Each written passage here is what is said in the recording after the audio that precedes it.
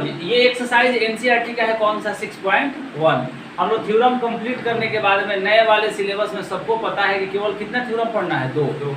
जबकि पुराने वाले में कितना पढ़ना था कल ही बताए थे, और बार बार जब पीछे से पढ़ाते आ रहे हैं प्रीवियस क्लास को देखोगे तो वहाँ पे टोटल 8 थ्योरम पढ़ना था।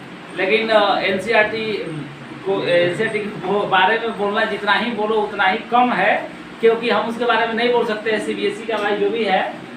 अब यहाँ पे 2 थ्योरम छोड़ दिया है, समझ रहे हो। लेकिन हम लोग भी थ्योरम को 2 ही नहीं पढ़े, ज़्यादा थ्योरम को पढ़े। लेकिन एक्सरसाइज में देखेंगे। अब यहाँ पे ये जो क्वेश्चन दिया गया एनसीईआरटी का, जल्दी से देखो। दिया गया कि line A B and C D, line 2 line है, फिगर में देख सकते हो। ए बी है, दूसरा कौन सा लाइन है लड़का, सी डी, जो दोनों को ओ पॉइंट पर इंटरसेक्ट कर रहा है। इंटरसेक्ट का मतलब समझ रहे हो कि काटना। अब इक्वल कट कर रहा है कि अनइक्वल कर रहा है नहीं पता, अगर बाइसेक्ट रहता तो इक्वली कट करता।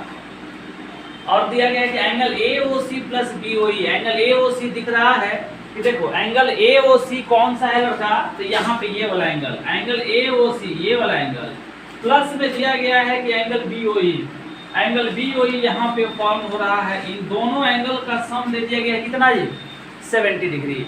Angle AOC plus angle BOE दोनों का सम दिया है 70 डिग्री। और आगे क्वेश्चन में एंड एंगल BOD कहाँ बन रहा है, नीचे में देखो यहाँ पे एंगल BOD बन रहा है। तो BOD का वैल्यू कितना दिया है, 40 डिग्री। हमसे कह रहा है कि find angle BOE and reflex angle COE। तो BOE के बारे में रिफ्लेक्स और कुछ ऑब्ट्यूज ये नहीं लगाया है। फाइनली हमसे कह रहा है कि BOE बता दो। तो BOE देखो लड़का, B यहाँ पे है, O यहाँ पे है और E, इसके बारे में पार्टिकुलर बात कर रहा है कि एंगल BOE का वैल्यू फाइंड कर लो। और दूसरा रिफ्लेक्स एंगल कौन सा, COE। काफ़ी आसान क्वेश्चन है, अगर ओरली इसको बनाओगे तो ओरली और मुंह से बना सकते हैं। हमको पेन पेपर उठाने की कोई ज़रूरत नहीं है, लेकिन फिर भी हम स्कूल के एग्जाम में, स्कूल में अभी हैं, एकेडमिक एग्जाम में हमें अपीयर होना है, बात समझ रहे हो। इसलिए हमको बताना, लिख करके बनाना होगा। अगर हमको यही कोई कॉम्पिटिटिव एग्जाम में दे दे तो करना कुछ नहीं है, फ्रैक्शन सेकेंड में हम इसका आंसर पहुँचा सकते हैं कि ये आंसर क्या होगा। ऑप्शन देख करके हम लोग आंसर बता सकते हैं, लेकिन उतना हमें क्विक नहीं। अगर लॉन्ग जानते हो तो शॉर्ट बना सकते हो, लेकिन शॉर्ट जानने वाले को अगर लॉन्ग बनाने के लिए कह दिया जाए तो पसीना छूट जाएगा, ठंडा में भी पसीना चलेगा। समझ रहे इस बात को। मान लो जो लोग शॉर्ट ट्रिक पे काम करते हैं, शॉर्ट ट्रिक वही ला सकता है जो लॉन्ग जानता हो मेथड। शॉर्ट वाले को लॉन्ग मेथड से बोल दिया जाए बनाने के लिए, कोई हो, टीचर हो चाहे स्टूडेंट हो, तो उसका हालत खराब है।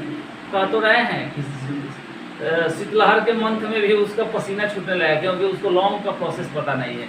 हम लोग लॉन्ग सीखेंगे, समझ आ गया। फिगर यहाँ पे बुक में भी गिवन है, फिर भी हम फिगर को ड्रॉ कर दिए हैं फाइंड करने के लिए। अब देखो लड़का, हम इस स्टेटमेंट को इरेज कर रहे हैं, इसलिए हटा रहे हैं, इस स्पेस थोड़ा सा कम है। नीचे वाले को आके जल्दी बैठो, समझ में आ गया। अब देखो ये यहाँ पे हम लोग इस क्वेश्चन का सॉल्यूशन कैसे फाइंड करेंगे लड़का, एक एक करके हम लोग फाइंड करेंगे। गिवन क्या क्या दिया गया है तो हम सॉल्यूशन में लिखेंगे, फिगर को एज इट इज छोड़ दिया गया। देखो लड़का सॉल्यूशन, हमें गिवन दिया गया है कि एंगल AOC प्लस में दे दिया गया है कि एंगल BOE, और दोनों का सम कितना गिवन है, 70 डिग्री। काफी आसान। देखो जी, अब हम लोग यहाँ पे ये दे दिया गया, हमें इस पार्टिकुलर एंगल के बारे में बात करने के लिए कह रहा है, इस एंगल तक पहुंचेंगे कैसे। तो सबसे पहले हम कहेंगे कि AOB एक लाइन है या नहीं है। AOB क्या है, एक स्ट्रेट लाइन है, 2 रे स्टैंड हो रहा है, OC एंड OE। हो रहा है कि नहीं हो रहा है, लिखेंगे हम, क्या लिखेंगे, AOB is a line. Is a line का मतलब समझ लो कि कर्व लाइन नहीं, AOB क्या होगा, एक लाइन होगा, और rays OC and OE stand on it. आगे लिखेंगे, लिखने सबको आता है, rays OC and OE stand on it. School का एग्जाम है तो हम लिख करके बनाना होगा। देयरफॉर क्या लिख सकते हैं लड़का कि एंगल AOC प्लस एंगल क्या हो जाएगा, COE, और प्लस में क्या लिखेंगे, एंगल BOE। इन तीनों एंगल का सम कितना होगा लड़का, 180 डिग्री। कौन से रूल से, तो लीनियर पेयर से।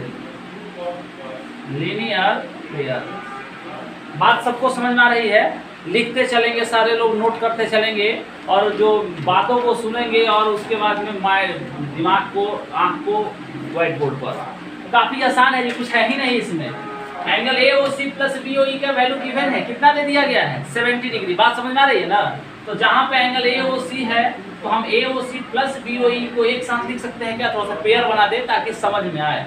हम लिख सकते हैं angle A O C plus angle क्या लिखेंगे, एंगल बी ओ ई, और प्लस में क्या लिख सकते हैं, angle C O E I equal, यही बात लिखेंगे।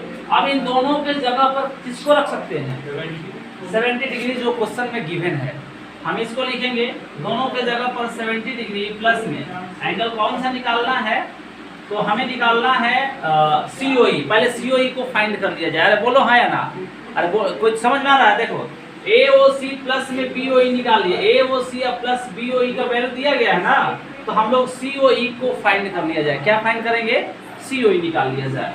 तो हम यहाँ पे लिख सकते हैं एंगल COE, कोई दिक्कत।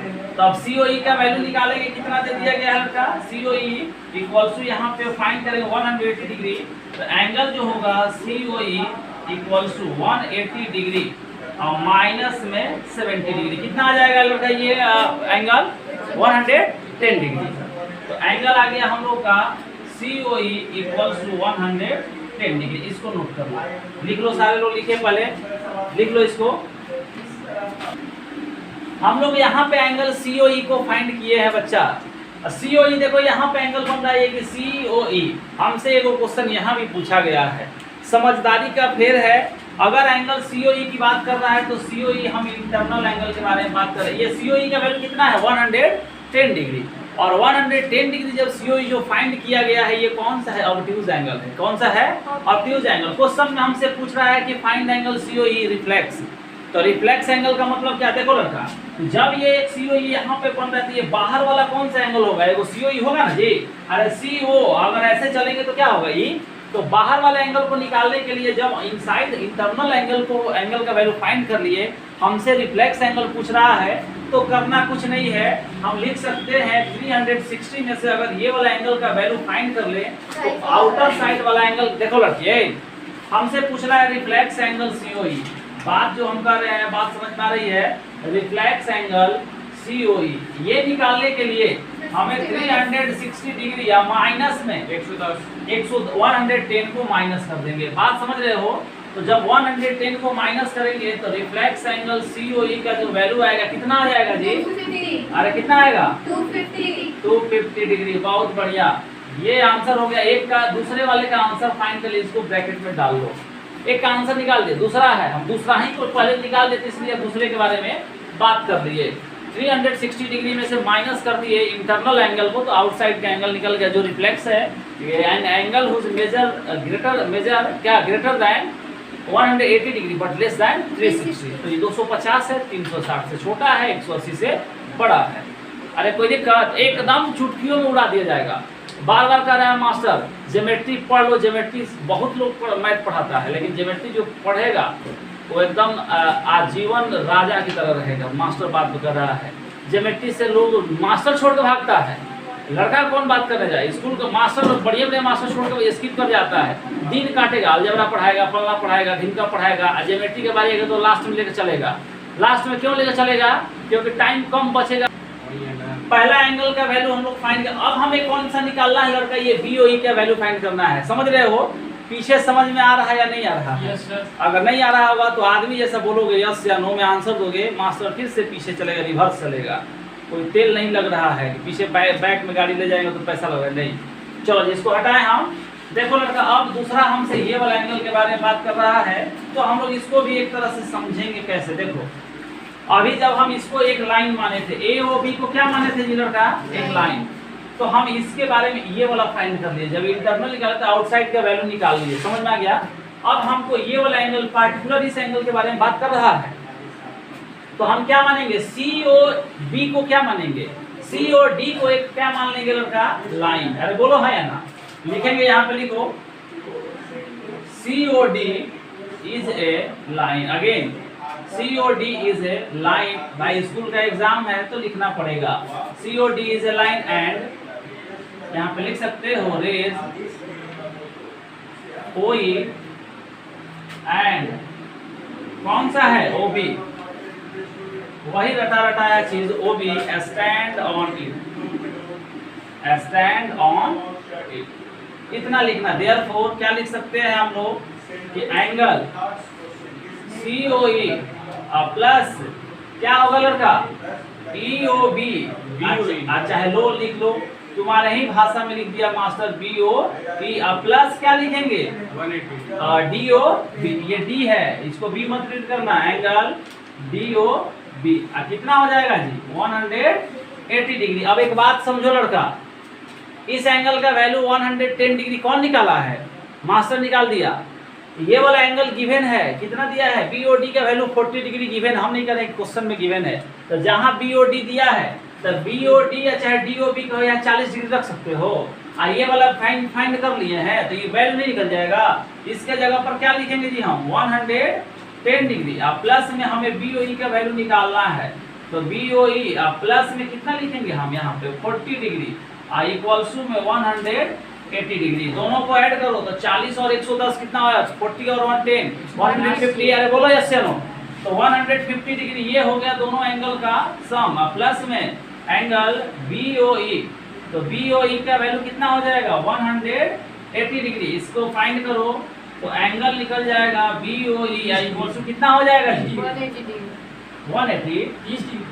दिमाग ठीक नहीं है क्या सर, माइनस किए थे, माइनस करेंगे तो 180 आ जाएगा। नहीं लिखो इसको, 180 में से 150 डिग्री ठीक है लिखो इसको, चलो नोट करो लड़का, सब लोग नोट करिए, नोट कर। देखो भाई ये जो क्वेश्चन नंबर 2 है लड़का, यहाँ पे ध्यान दो, ये क्वेश्चन नंबर 2 है NCERT का 6.1 कंटिन्यू है एक्सरसाइज, अभी तो खत्म होगा नहीं, अभी तो शुरू ही किया है तो कंटिन्यू रहेगा। देखो यहाँ पे दे दिया गया 2 लाइन है जी, कौन है यहाँ पे देखो 2 लाइन, एक XY लाइन है और एक MN लाइन है जो गिवन है, दोनों एक दूसरे को पॉइंट पॉइंट कर सकता है, फिगर थोड़ा सा इधर तो गड़बड़ हो सकता है, वो कंप्रोमाइज करना है, बुक में अवेलेबल है सारे लोगों के पास, कोई दिक्कत नहीं है, हमको बताना इसलिए हम लिख दिए। और दे दिया गया है कि एट O पॉइंट पर इंटरसेक्ट कर रहा है XY एंड MN, दिया गया है कि एंगल POI का वैल्यू, देखो लड़का सब लोग POI देखो, P यहाँ पे बन रहा है, O यहाँ पे है, Y यहाँ पे है, इसका वैल्यू कितना दिया है 90 डिग्री, 90 डिग्री दिया। हमसे कह रहा है कि A रेशियो B का वैल्यू भी दिया, एंगल A ये कौन सा है MOP और दूसरा XYM या MOX, ये जो दिया गया है इस एंगल का वैल्यू यानी कि A रेशियो B का वैल्यू कितना दिया है 2:3। ये एक्चुअली ये एंगल का वैल्यू नहीं है, ये एंगल का रेशियो है, समझ रहे हो। अब इसको अगर लिखे हम, इसको हम थोड़ा सा रफ कर रहे हैं क्योंकि इसका हमें कोई जरूरत नहीं है, ये क्वेश्चन में डेटा गिवन था, इसको हटा दो, फिगर का जरूरत है हमसे एंगल। देखो चुटकियों में इसको अगर बनाना रहता तो मिनटों में आंसर आता, हम कैसे बनाएंगे देखो, पहले हम एग्जाम में, अगर स्कूल के एग्जाम में जा रहे हैं तो हमको लिखना पड़ता है, नहीं तो मास्टर वहाँ पे सीधे रेड पेन से सारा क्रॉस कर देगा। अगर कॉम्पिटिटिव एग्जाम में जाएंगे तो देखेंगे 90 इधर उधर जोड़ेंगे, दाएं बाएं करके आंसर मार के निकल जाएंगे, बोलो हाँ या ना। अब देखो लड़का यहाँ पे A रेशियो B का वैल्यू, एंगल दे दिया गया है, एंगल कितना दिया है भाई POI, इसका वैल्यू कितना दिया है 90 डिग्री। तो जब इधर देखो POI जब इस साइड 90 बन रहा है तो ये पूरा इधर 90 बनेगा। अरे भाई जब इस तरह का फिगर बन जाए देखो ऐसा, और इधर 90 बने तो इस साइड भी 90 बनेगा कि नहीं बनेगा। एक लाइन के ऊपर कोई रे अगर परपेंडिकुलरली स्टैंड कर जाए तो दोनों तरफ लाइन 90 डिग्री एंगल बनेगा, ये तो कॉमन चीज है। अब इसको देखो हम कैसे इसको फाइंड करेंगे लड़का, यहाँ पे दे दिया है कि एंगल A और B दोनों का रेशियो दिया गया है 2:3, तो हम लिख सकते हैं कि जो रेशियो हटाया गया है A रेशियो B का वैल्यू जो दिया गया है कितना है जी 2:3। रेशियो हटाने के लिए 1 से मल्टीप्लाई कर दो तो एंगल A का वैल्यू कितना आ जाएगा 2x और B का वैल्यू कितना आएगा लड़का, कहो हाँ या ना, कोई दिक्कत है यहाँ तक। अब इन दोनों को देखो, ये A है और ये B है, A बोला जाए तो कौन सा MOP, A के जगह पर क्या लिख सकते हैं हम, एंगल लिखेंगे MOP प्लस दूसरा B के जगह पर क्या लिखेंगे MOX, और इन दोनों ये पूरा एंगल का वैल्यू कितना होगा 90 डिग्री, होगा कि नहीं होगा, अरे बोलो यस या नो। अब देखो MOP के जगह पर क्या लिखेंगे, फाइनली एंगल A है तो A का वैल्यू कितना है 2x प्लस MOX के जगह पर कितना लिखेंगे 3x। आई इक्वल टू में किसको समझ में नहीं आ रहा है, 90 डिग्री। 3 और 2 कितना होता है 5। ये नर्सरी क्लास का बच्चा ऐड करके बता देगा कितना होगा लड़का 5x, और 5x का वैल्यू कितना जी 90 डिग्री। साइड में x का वैल्यू फाइंड करेंगे तो x का वैल्यू 90 डिग्री या y में कितना 5, यानी कि कितना आ गया लड़का 18 आ गया। हमसे ये वाला पूछ रहा है तो पहले इसको तो फाइंड कर लो। अरे बोलो हाँ या ना। अब देखो x का वैल्यू 18 डिग्री रहा है, b का वैल्यू कितना दिया है, b को कितना माने हैं 3x। तो यहाँ पे जो b के जगह पर क्या लिखेंगे हम, angle MOX equals to 3x, angle लिखेंगे MOX equals to 3 into 18 degree. कोई दिक्कत, ये आ जाएगा 54 डिग्री। इसको लिख लो पहले, एक लाइन का और कैलकुलेशन जल्दी से लिखो, इसको नोट करो, जल्दी नोट करो इसको। चलो जी देखो भाई, यहाँ पे एंगल B का वैल्यू हम MOX जो था एंगल B था, इसका हम ये वाला वैल्यू पार्टिकुलर इस एंगल का वैल्यू फाइंड कर लिए कितना जी 54 डिग्री। हमें इस एंगल C को निकालना है, और C है कौन सा, C है XOM। इसको कैसे मास्टर फाइंड करेगा, इसको रफ कर दें। चल इसका कोनो जरूरत नहीं है, अब मास्टर इसको हटा रहा है। देखो लड़का एकदम डंके की चोट पे इसको बताएगा। देखो लड़की अब यहाँ पे करना क्या है हमें C, तो हम MN को एक लाइन मानेंगे, MON को एक क्या मान लिया जाए लाइन। तो MON is a line, straight line है। कैसा लाइन है, स्ट्रेट लाइन। उस केस में OX जो होगा रे OX स्टैंड ऑन क्या लिखेंगे जी इट, वही रटा रटा डेफिनेशन है जी, कुछ नया नहीं है। तो हम लिख सकते हैं देयरफॉर एंगल MOX, प्लस में क्या लिख सकते हैं एंगल XON, दोनों का सम कितना होगा 180 डिग्री। किसके रूल से, तो लीनियर पेयर से। अरे बिना जान का क्वेश्चन है जी, लीनियर पेयर से क्या लिख सकते हैं देखो MOX का वैल्यू मास्टर कितना फाइंड करके लाया है 54 डिग्री। बोलो हाँ, तो MOX के जगह पर हमको लिखेगा नहीं 54 डिग्री को लिखेगा, प्लस में यहाँ पे क्या लिखेगा XON इक्वल्स टू कितना हो गया 180, 180 डिग्री होगा ना। अरे हिंदी में बोल रहा है मास्टर, अब 180 डिग्री इंग्लिश में बोल दिया। अब देखो यहाँ से इसको ले जाकर उधर माइनस करो, किसको माइनस करेगा 54 डिग्री को। हम लिखेंगे एंगल XON इक्वल्स टू में 180 डिग्री माइनस में 54 डिग्री। माइनस करो, जोड़ घटाव आता है ना, तो आता है तो माइनस करो, कितना आता है बोलो हाँ या ना। 136 डिग्री, गलत है बोल रहा है 126 होगा, तब 36 बोल रहा है 126 डिग्री। कहो हाँ या ना, आंसर ले जाओ, यही पूछ रहा था, यही ना एंगल C है। जाओ काम खत्म, कुछ नहीं है।